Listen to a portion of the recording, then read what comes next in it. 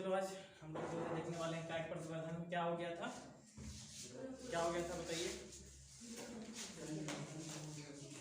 भूमिगत तना में नहीं क्या चला था, अर्धवायवीय तना चल रहा था, ठीक ना। तो अर्धवायवीय तना में क्या हो गया था, क्या बच गया था? 4 टाइप बताए थे, 4 टाइप में से एक टाइप रह गया था तुम लोग का शायद, अंतःभूस्तरीय रह गया था।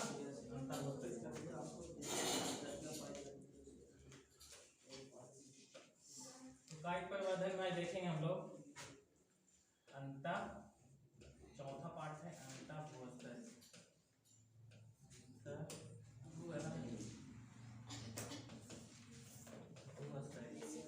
ठीक है, जिसे क्या कहेंगे, शक्कर भी कहा जाता है, इसी को बाबू हम लोग शक्कर कहते हैं, ठीक है। शक्कर का जो एग्जाम्पल है, सबसे पहले हम इसका एग्जाम्पल देख लेते हैं। शक्कर का उदाहरण में हम लोग लिखेंगे, इसका मीट आता है, ठीक है, सब बोलेंगे पुदीना। पुदीना जो होता है बाबू अंतःभूस्तरीय होता है, अंतःभूस्तरीय होता है। इसमें क्या होता है, देखो पौधे किस तरह क्या करते हैं।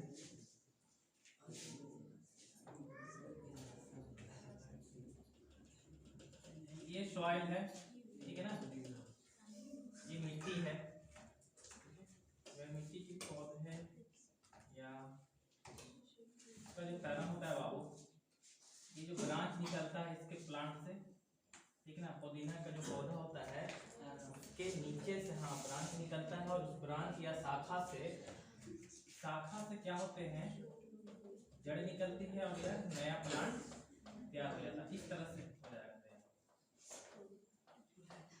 ठीक है ना, देख रहे हो ना, इस तरह से शाखा जो है भूमि के अंदर, भूमि के गर्भ यानी भूमि के अंदर जो है शाखा फैलती जाएगी, और उससे नए नए पौधे निर्माण होते जाएंगे, ठीक है। और ये मेन पौधे के समझ लो कि ये आधार से कनेक्ट होता है, इस तरह समझो, इसके आधार से वायवीय तने के आधार से शाखा निकलती है, और ये शाखा भूमिगत के अंदर, जब भूमि के अंदर जाते जाते यहाँ पर खाली जड़ निकलती है, और जिससे नए नए पौधे का निर्माण होता जाता है। तो इस तरह का जो देखा जाता है वो पुदीना में देखा जाएगा, और ये चीज शक्कर कहलाता है या अंतःभूस्तरीय कहलाता है, ठीक है। तो यही शक्कर है बाबू, इसी शाखा को हम बोलेंगे शक्कर कह सकते हो या अंतःभूस्तरीय कहेंगे।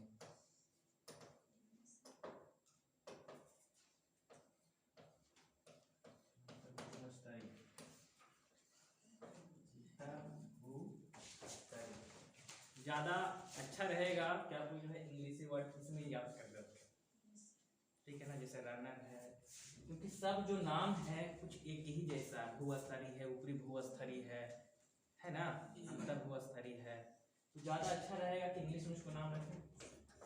शक्कर नाम रख सकते हो, या रनर बताए थे, रनर याद रख सकते हैं, तो ज्यादा सुविधा होगी।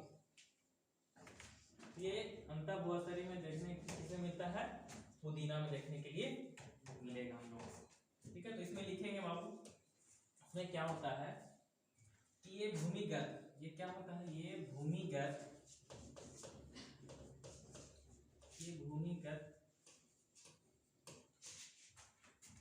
तना होते हैं, ये भूमिगत तना। सबसे पहली बात ये है, ये कैसा तना है, भूमिगत तना है, जिसके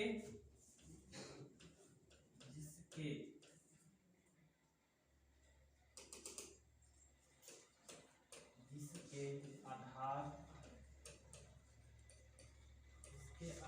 से शाखाएं, इसके आधार से शाखाएं, देखो इसके आधार से क्या निकलेंगे, ये रहा आधार इसका, इसके आधार से शाखाएं इस तरह से निकलती जाएगी, शाखाएं निकलती है तथा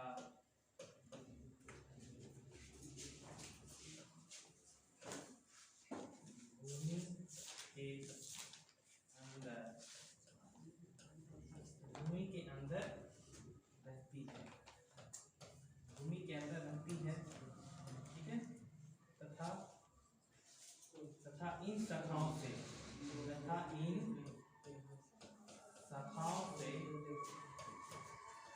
इन शाखाओं से क्या निकलता है, इन शाखाओं के आपस्थानिक जड़ें निकलेंगे और नए पौधे का निर्माण कर देंगे। ठीक है, शाखाओं से आपस्थानिक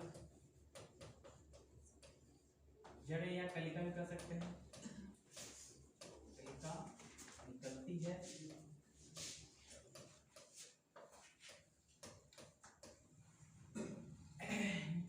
और नए पौधे का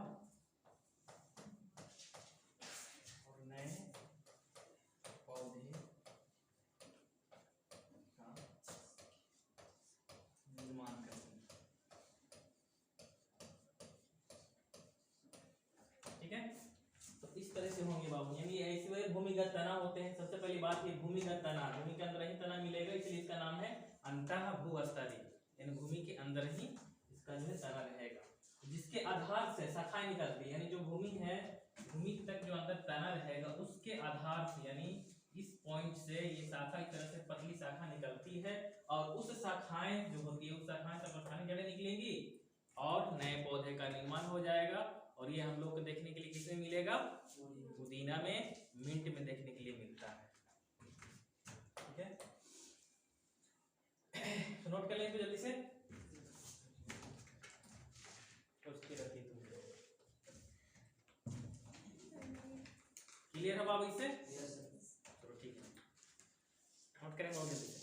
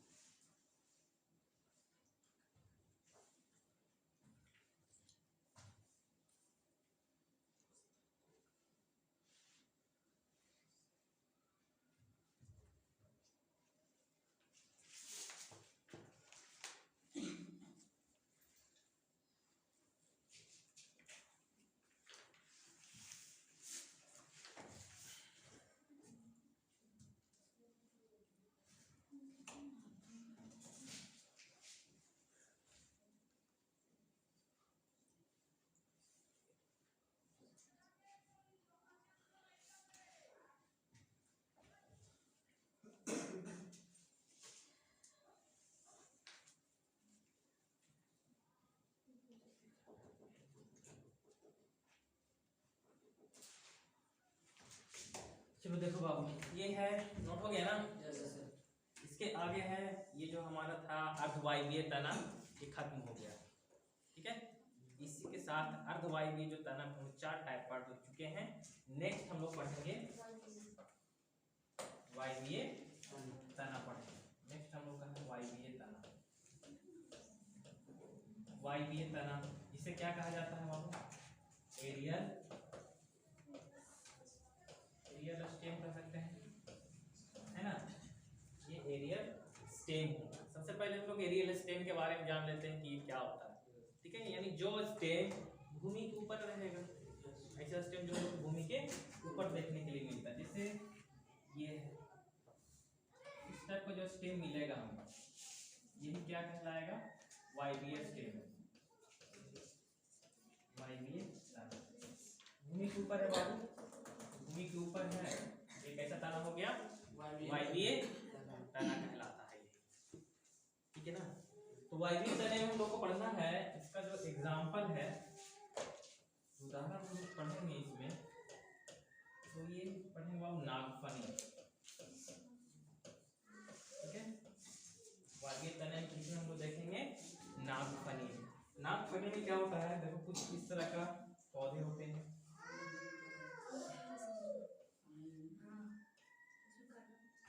ठीक है ना? इस टाइप के पौधे रहेंगे, इसके ऊपर इस तरह से कांटे निकलते रहते हैं बाबू, देखिए कांटा पानी में, ये समझ लीजिए कांटा। और ये जो पत्तियां जो दिखाई दे रही है, पत्ती के जैसा जो दिखाई दे रहा है, एक्चुअली ये पत्ती नहीं होता है, ये होता है तना। नागफनी का जो हम लोग देखते हैं चौड़ा वाला भाग, जिसको पर्णकाय स्तंभ इसको कहा जाता है, तो ये एक्चुअली स्टेम होता है या तना होता है। और इसके जो नागफनी है पत्ता होता है, पत्ता जो होता है वो परिवर्तित हो जाता है बाबू इस कांटा में। पत्ता हम लोग देखते हैं, परिवर्तित हो जाता है कांटा में, और जो तना होता है तना परिवर्तित हो जाता है पत्तियों में, यानी पत्ती के जैसा दिखाई देता है। और ये मांसल पत्तियां होती है, इसमें फूड या पानी जो होता है स्टोर रहता है, क्योंकि अधिकतर हम लोग को मिलता है ये मरुस्थल एरिया में। और मरुस्थल एरिया में हम लोग जानते हैं कि क्या कम रखता है, पानी की मात्रा क्या होगी, कम रहती है। तो बहुत हाँ रहता है, इधर भी रहता है। तो क्या होता है, ये अपने पानी को उड़ने नहीं देता है, माने वाष्पीकरण नहीं होने देता है। इसी कारण से इसका पत्ते इस तरह से मतलब तना मांसल बना हुआ रहता है। ठीक है, इसी का खंड क्या होगा, इसी का टुकड़ा जो होता है बाबू नीचे टूट कर गिर गया, ये कट गया इधर, मान के चलो ये पर्णकाप जो है गिर गए। ठीक है ना, इन्हीं से क्या हो जाता है, यही पर्णकाप से जमीन पर गिरने के बाद मिट्टी के संपर्क में आने के बाद इसी से पत्तियां निकलना स्टार्ट हो जाती है इस तरह से। ठीक है, और नए पौधे का क्या कर लेगी, निर्माण हो जाएगा। तो वायवीय तना हमको याद रखना है नागफनी में, तो बाबू ओपनसिया भी बोलते हैं। तो क्या कहा जाता है, ओपनसिया, इंग्लिश में इसका ओपनसिया नाम। इस तरह का चीजें देखने के लिए मिलता है हम लोग को वायवीय तनों में, यानी तो इसमें हम लिख सकते हैं कि वायवीय तने लिखेंगे, वायवीय तने जैसे जैसे नागफनी,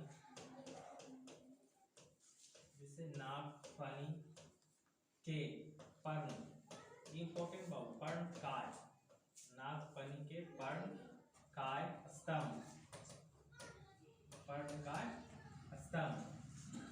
ठीक है, ये पर्णकाय स्तंभ कहलाता है। तो नागफनी के पर्णकाय स्तंभ या अन्य पौधे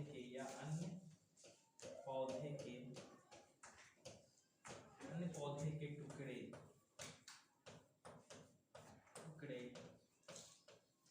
जमीन पर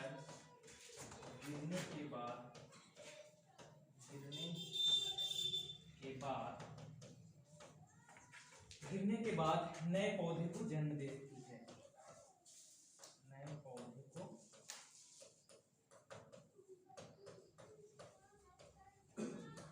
जन्म देती है। ठीक है, या इसी तरह का कुछ कोई और रहेगा स्टेम, तो क्या होगा, अपने मेन प्लांट से जनक से टुकड़ों से टूट के गिरेगा जमीन पर, और जमीन पर गिरने के बाद क्या होगा, उससे नए पौधे का निर्माण हो जाता है। नहीं सड़ता है बाबू, सड़ता भी है, जमीन पे गिरेगा तो कुछ भाग सड़ता है, और पता नहीं जहाँ जड़ें निकल जाती है, हाँ वो सड़ता जाएगा धीरे धीरे, अब पता नहीं जड़ें निकलेगा, अलग प्लांट बनता जाएगा, वो धीरे धीरे क्या हो जाएगा, सड़ जाएगा, वो अपना फिर जड़ बना लेगा, उससे नए पौधे बन जाते हैं। जैसे आलू में भी क्या होता है, आलू हम आलू ही रोपते हैं ना, तो फिर क्या देखते हैं बाद में जब वो पौधा बन जाता है छोटा सा, तो जो आलू हम बोते हैं वो सड़ जाता है, सड़ जाता बाबू, सड़ जाएगा, क्योंकि वो तो सारा उसका प्लांट में चेंज हो जाता है ना धीरे धीरे, जितना भी भोजन स्टोर रहता है। उसको नोट कर लेंगे बाबू फट से, हो गया।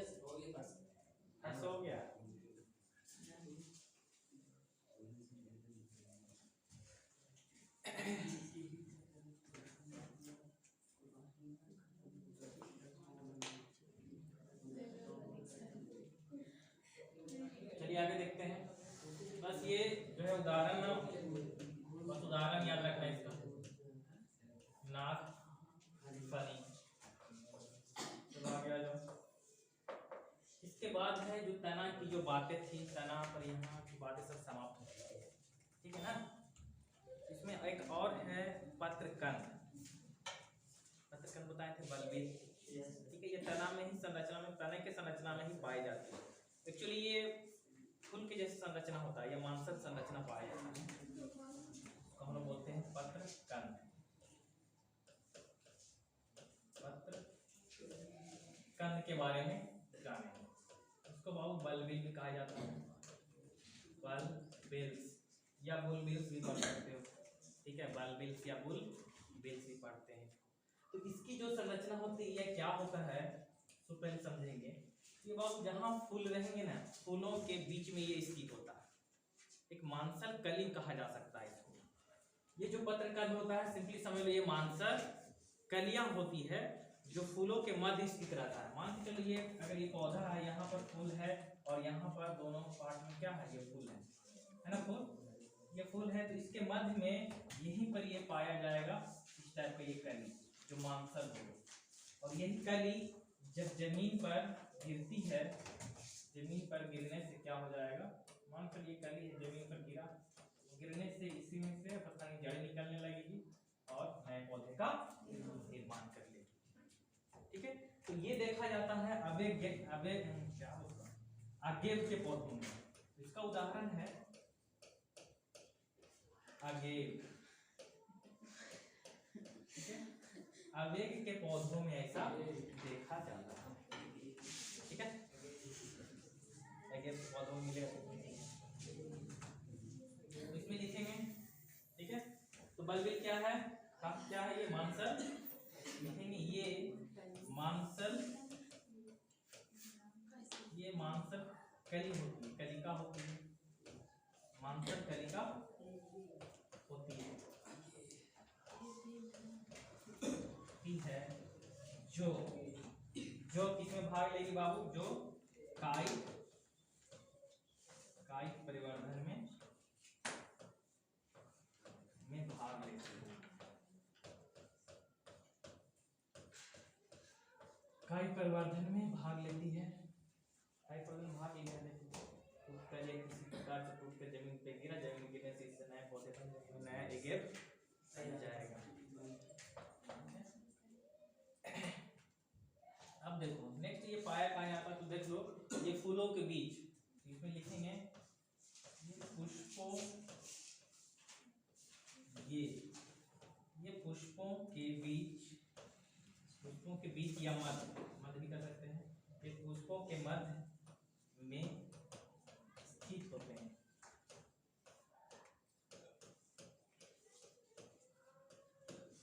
होते हैं। तथा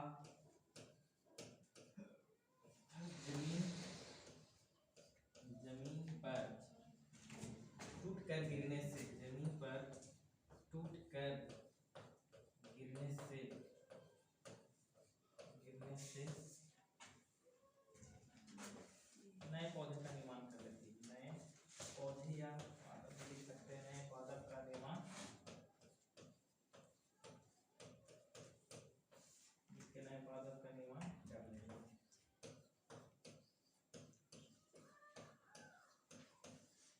ठीक है, तो ये बाबू हमें देखने के लिए मिला है पत्रकंद। तो पत्रकंद की संरचनाएं कुछ इस प्रकार की होती है। ठीक है, ये भी वायवीय कर सकते हैं, ये भी वायवीय के अंदर नहीं आता है, क्योंकि ये वायवीय में पाया जा रहा है, रियली में पाया जाता है। नोट करवाओ फ्रैक्शन।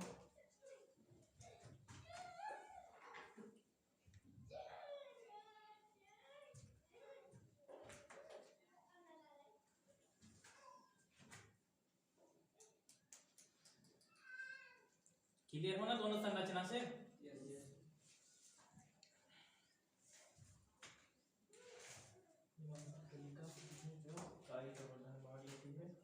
पुष्पों के मध्य में स्थित होते हैं तथा जमीन पर टूटकर गिरने से नए पादप का निर्माण करते हैं। ये कौन सा प्लांट किसमें देखने के लिए मिलता है बाबू, किस पौधे में देखने के लिए मिलता है? ठीक है,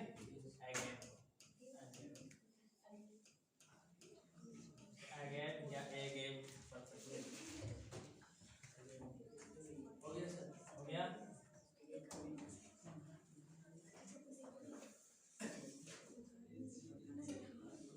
चलो तीसरा पॉइंट पर हम लोग आने वाले हैं। क्या देखे थे हम लोग, जड़ देखे थे। ठीक है, क्या कौन सी संरचना बताए थे जो कायिक परिवर्धन में काम लेता है? जड़ का, तना का, सब तना वाला पार्ट तने के अंदर ही सारा ये सब आ रहा था।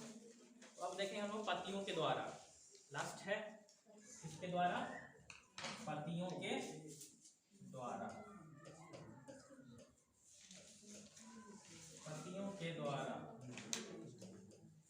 पत्तियों के द्वारा कायिक परिवर्धन।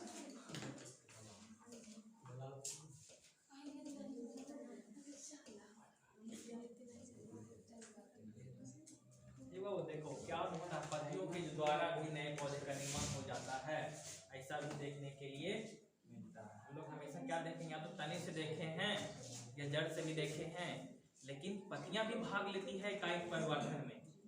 ठीक है, तो पत्तियां भी कायिक परिवर्धन में भाग लेती है, तो उसी को हम लोग जानेंगे कि किसकी पत्तियां जो है कायिक परिवर्धन में भाग ले रही है और किस तरह से भाग लेती है, किस तरह से नए पौधे को जन्म लेती है। सबसे पहले देखो बाबू, इसका उदाहरण जो है जो पत्तियों से इसमें कायिक परिवर्धन होता है वो है पत्थर चट्टा। पत्थर चट्टा कहा जाता है इसे, या इसे भी बोलते हैं बाबू ब्रायोफिलम। ब्रायोफिलम बाबू इसी का नाम है। या दूसरा एग्जांपल में अगर देखें, इसका दूसरा एग्जांपल है बिगोनिया।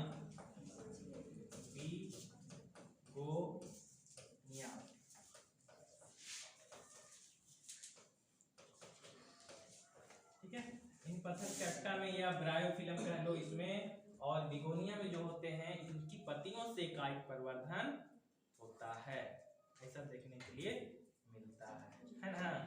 तो देख लेते हैं पहला क्या होता है।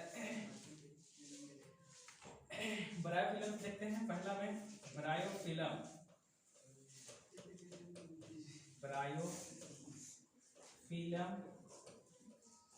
की पत्तियों में तो क्या होता है, इनके पत्तियों में ना, चाहे ब्रायोफिलम हो या बिगोनिया हो, इनके पत्तियों में खास टाइप की संरचना पाई जाती है।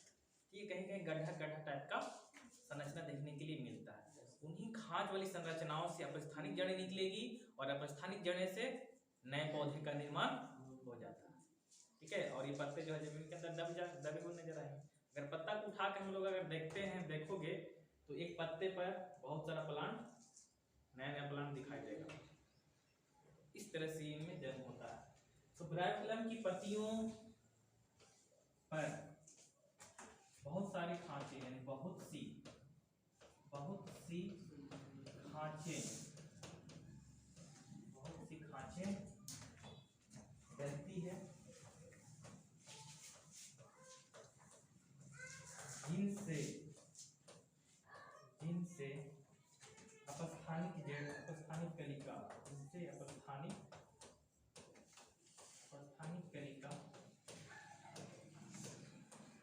ठीक है, समझ रहे हो ना। जो खांची से पाया जाएगी उसी से क्या निकलेगा, अपस्थानिक कलिका निकलती है। अपस्थानिक कलिका निकलती है तथा नए पौधे का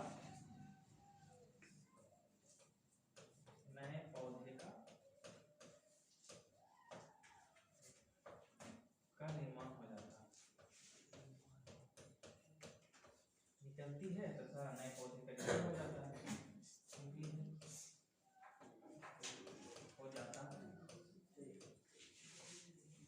ठीक है बाबू, तो देखो इसमें क्या है,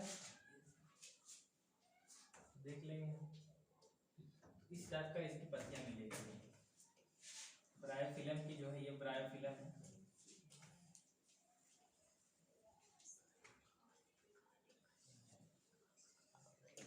इस टाइप का जो होगा वो पत्तियां देखने के लिए मिलेगी। खांच दिखाई दे रहा है इन पत्तियों में, खांच दिखाई दे रहा है।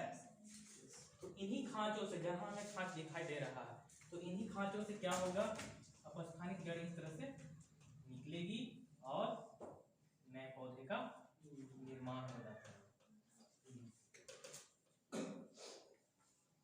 इस तरह से नए पौधे में ये डेवलप हो जाएंगे, है ना। हर खांच से जितने भी खांच होगा उस सभी से निकल जाएगा, और समझ रहे ना, जितने भी खांच दिखाई दे रहे हैं सभी खांचों से निकल जाएगा। तो ये है ब्रायोफिलम का ये पौधा होता है। तो जहां जहां खांचे होंगे वहां से निकल जाएगा। देख सकते हैं इस तरह से नए पौधे का निर्माण होता है। सारा जो होगा जमीन के संपर्क में आने पर ये सारी चीजें होती है, मिट्टी के संपर्क में आने पर ये होगा। क्लियर हो इससे? हो गया, नोट कर लिया बाबू? आगे चलें।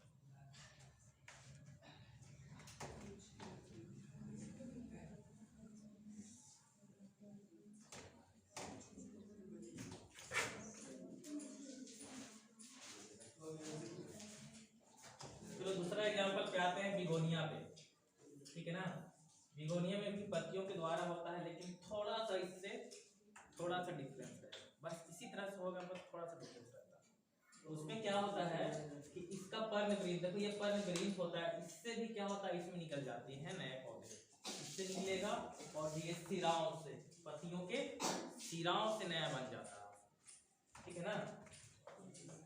तो दूसरा हम देखते हैं बिगोनिया।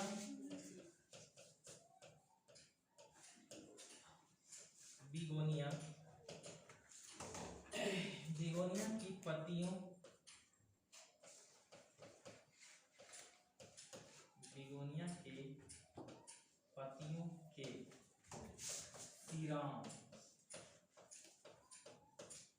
सिराओं तथा पर्णवृंत तथा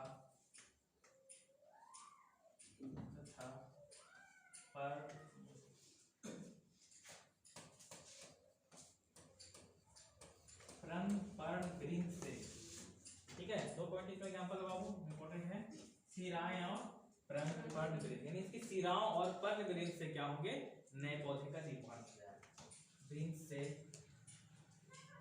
स्थानिक कलिकाएं, कलिकाएं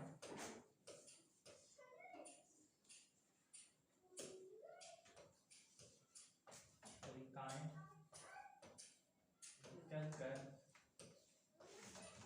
नए पौधे का निर्माण करती है।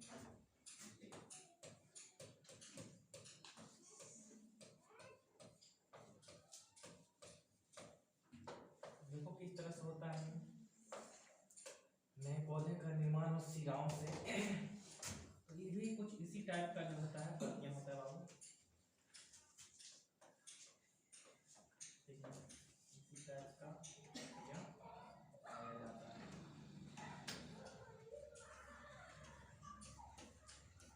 ठीक है, ये पत्तियां मान लो किसका है, बिगोनिया का। इसका पत्ती मान लेना है बिगोनिया का पत्तियां हैं, और इनकी सिराओं से, ये सिराओं की पत्तियों की ये सिरा कहलाता है। इन सिराओं से क्या होगा, अपस्थानिक जड़ें निकलेगी बाबू, अपस्थानिक जड़ें इस तरह से निकलना स्टार्ट होती है, और अपस्थानिक यहाँ से भी निकलेगी। देखो ये है पर्णवृंत, ये वाला कहलाता है क्या, पर्णवृंत वाला पोर्शन कहलाता है। तो कभी कभी क्या होता है, इनसे भी इस तरह से निकलकर, इन्हें अपस्थानिक जड़ें निकलकर क्या हो जाएगी, नए पौधे का निर्माण कर लेगी, ठीक है ना। इस तरह से निकल जाता है। तो इस तरह से हम, चलो इस तरह से अगर बना दें, इस तरह से पौधों का निर्माण होगा, ये पर्णवृंत होता है, इसी को हम बोलते हैं पर्णवृंत। ये मिट्टी के संपर्क में आने से क्या हो जाएगा, इनसे जड़ें निकल जाएगी और नए पौधे का निर्माण हो जाएगा। उसी तरह के सिराओं से हो जाएगा, ये पत्तियों की सिराएं हैं बाबू, पत्तियों की सिरा, ठीक है, सिरा से निकल जाएगा और ये वाला पार्ट से निकल जाती है। ये देखने के लिए मिलता है किसमें, बिगोनिया वाले पौधों में देखने के लिए मिलेगा, ठीक है ना। तो बिगोनिया और ब्रायोफिलम जो है दोनों इंपॉर्टेंट है पत्तियों में, ठीक है। तो इस तरह से पत्तियों के द्वारा क्या होगा, नए पौधे का निर्माण हो जाता है, ठीक है ना। क्लियर हो, नोट कर लो, नोट कर दो, हो गया है।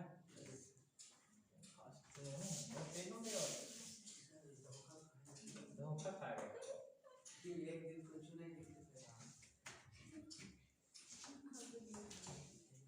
धोखा खाने वाला अक्सर तेज हो जाते हैं, नहीं खाओगे तब ना कुछ आगे होगा, है ना। तो चलो ठीक है, इस तरह से क्या होता है, हम लोग का यहाँ पे काज परिवर्धन खत्म हो जाता है, ठीक ना। यानी अलैंगिक चरण का जो लास्ट पार्ट था काज परिवर्धन, वो भी क्या हो गया है, खत्म हो गया। थोड़ी इंटरेस्टिंग बातों के बारे में जान लेते हैं। हम बताए थे कुछ तुम लोग को, क्या बताए थे, बंगाल के आतंक के बारे में बात किए थे, तो इसके बारे में थोड़ा जान लेते हैं। तो बंगाल का आतंक, सबसे पहले बंगाल के आतंक के बारे में हम लोग जानेंगे। तो किसे बताया था कि किसे कहा जाता है बंगाल का आतंक, किस पौधे को कहेंगे, पौधा को बोला जाता है यहाँ पर बंगाल का आतंक।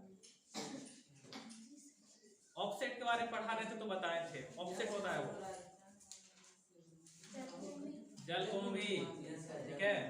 तो सबसे पहले आतंक की बात करते हैं तो जान लेते हैं किसे आतंक कहा जाता है। तो इससे बाबू जलकुंभी को नाम दिया गया, ठीक है ना। जलकुंभी पौधे को क्या कहा गया है, बंगाल का आतंक। सबसे पहले तो ये हम लोग जानेंगे, ठीक है ना।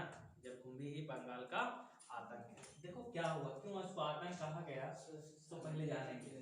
तो इसमें तो जलकुंभी के बारे में हम लोग पढ़े तो जान रहे हैं कि ये जो होता है बहुत तीव्र गति से मतलब काई परिवर्तन करता है, माने इसको काट भी दिया जाए बीच में इसके तना को, ठीक है ना, तो भी ये काई परिवर्तन कर करके नए पौधे को कम ही समय में ज्यादा निर्माण कर लेता है।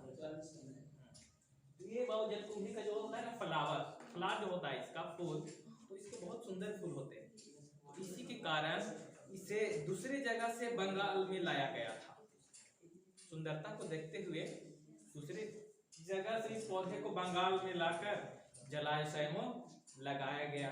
जलाशय में लगाने के बाद क्या देखा गया कि बहुत कम समय में पूरे जलाशय को, यानी तालाब कह लो या पौंड कह लो, जहाँ पर भी ये लगाया गया तो कम समय में बहुत ज्यादा मात्रा में ये फैल गया। यानी काई परिवर्धन होता है, जल्दी से इसको खाना पीना मिला, अच्छा कंडीशन मिला और जल्दी से ग्रो कर गया और पूरे जलाशय को ढक लिया। जब पूरे जलाशय को ढक लेता है तो क्या करता है, जलाशय को तो कम समय में ढक लिया। दूसरी बात ये, इनकी जो जड़ें होती है तो जल में जो मौजूद होता है ऑक्सीजन, जल में क्या मौजूद होता है, ऑक्सीजन जो मौजूद होता है बाबू, उसको ये कम कर देता है। अब जल में ऑक्सीजन कम जाएगा तो क्या होगा, जो जीव जल में रहते हैं, जल में कौन रहते हैं, समझ लो कि मछली रहते हैं, ठीक है। बहुत सारे जीव है लेकिन मछली का एग्जाम्पल ले लेना हम लोग को, क्योंकि बंगाल में अधिकतर जो है मछली ही फेमस है। तो मछलियों, अगर वहां मछली मरने लगे तो समझ लो कि अकाल टाइप का होने लगता है। मछली वहां के लोग खाना बहुत पसंद करते हैं। तो जब ये पौधे लगा तो बाबू ये फैल गया पूरे तालाब में, मछली की संख्या क्या हो गई, वो मरते गए। ऑक्सीजन उसको ना मिलेगा, ना मिलने के कारण क्या हो गया, वो मर गया, मछली मर गई। इसलिए जो है इस पौधे को बंगाल का आतंक कहा गया। बंगाल में फर्स्ट लगाया था और धीरे धीरे पूरे भारत में ये फैल गया। इतना खतरनाक मछली को सुखा कर भी खाता है। हाँ, बहुत तरीके से खाता है। देखिए हम पूरे एकदम पतला सूखा हुआ है। हाँ हाँ, ऑर्डर नहीं बनाया, बहुत अलग अलग तरीके से वैरायटी बन जाता है, उसका अचार भी लोग लगा लेते हैं, समझ रहे हो ना। हाँ हाँ तो मछली का अचार भी लोग लगा खाते हैं, तो अलग अलग वैरायटियां बना लेते हैं मछलियों से। तो इस तरह का काम किया था ये बाबू जलकुंभी, ठीक ना, इसलिए इसको ऐसा नाम दे दिया गया। इसमें लिखेंगे सबसे पहले क्या क्या लिख सकते हैं,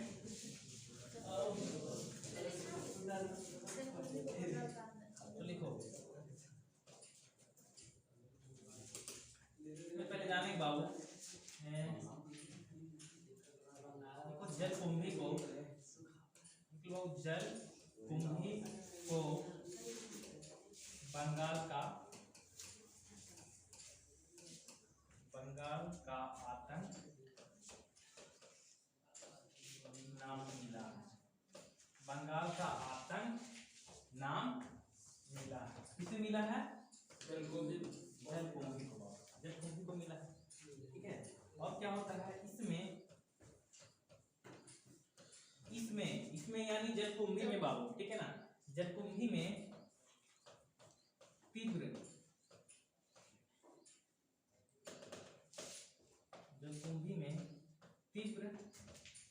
कायिक प्रवर्धन, ठीक है, तीव्र कायिक प्रवर्धन करने की क्षमता होती है,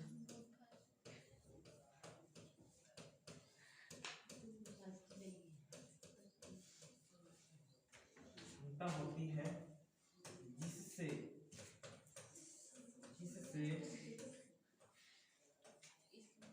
कम ही समय में, जिससे बाबू देखो कम ही समय में क्या कर लेगा ये, कम ही समय में ये संपूर्ण कर सकते हो, संपूर्ण संपूर्ण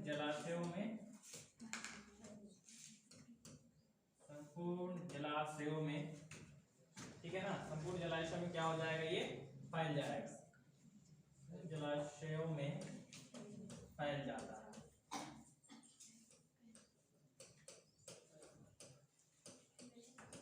ठीक है, संपूर्ण जलाशय में क्या हो जाएगा, ये फैल जाएगा। अब क्या करेगा, अगर पूरा संपूर्ण जलाशय में फैल गया है तो इसका नेक्स्ट काम क्या रहता है, क्या करने वाला रहता है ये, हाँ, यानी जल में ऑक्सीजन, जिससे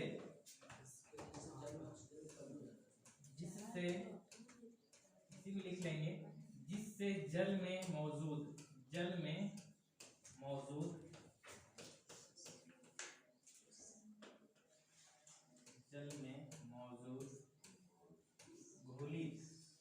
घुलित ऑक्सीजन होती है, ठीक है ना, घुला हुआ जल में घुलित ऑक्सीजन, ठीक है, ऑटो से रिप्रेजेंट कर देना है यहाँ पे, जल में घुलित ऑक्सीजन को कम कर देती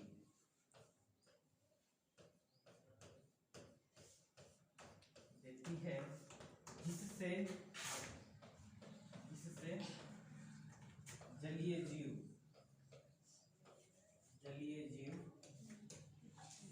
इससे क्या हो जाएगा, जलीय जीव मरने लगते हैं।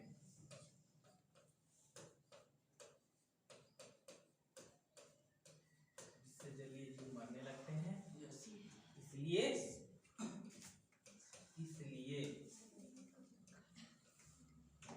बाबू जलकुंभी को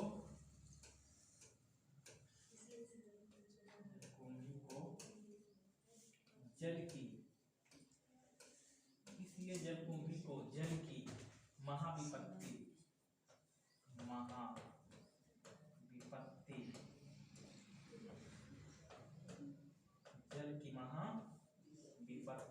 यानी वाटर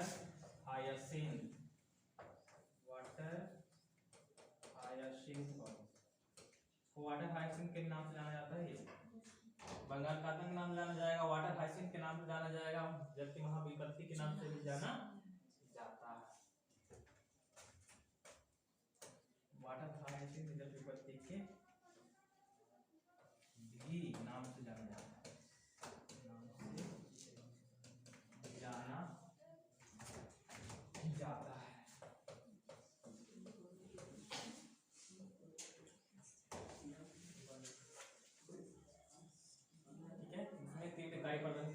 जिससे कभी समय में संपूर्ण जलाशय में फैल जाता है, जिससे जल में मौजूद घुलित ऑक्सीजन को कम कर देती है, जिससे जलीय जीव मरने लगते हैं, इसलिए जलकुंभी को जल की महाविपत्ति के नाम से जाना जाता है या बंगाल का आतंक कहा जाता है।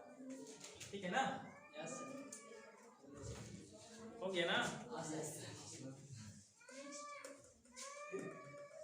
ठीक है बाबू। तो आज की क्लास जो है हम लोग यहीं तक खत्म करते हैं, ठीक है ना।